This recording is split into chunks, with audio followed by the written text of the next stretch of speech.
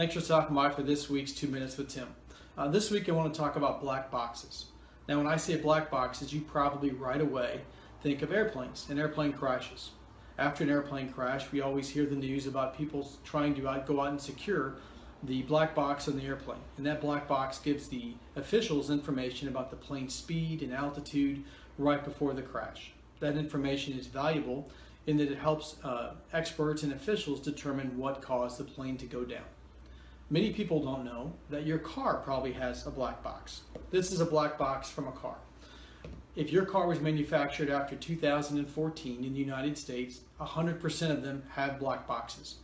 Many black boxes exist on cars before 2014.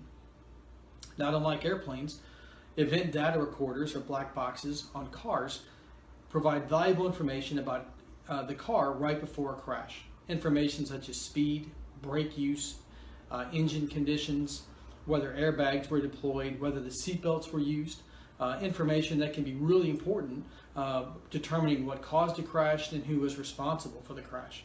I represent victims of car crashes and the family of those individuals who have died in car crashes, and we use black box information all the time.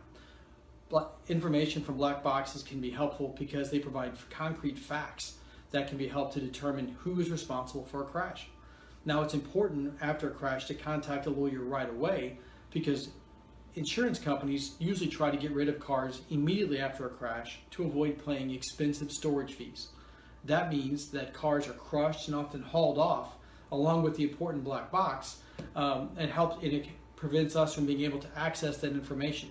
If you contact a lawyer right after a crash, we can hire experts like engineers who have computer programs which allow us to take information off of this to determine information like speed, angles of the collision, whether an airbag deployed, whether seatbelts were used. This is an important reason for contacting a lawyer right after a crash.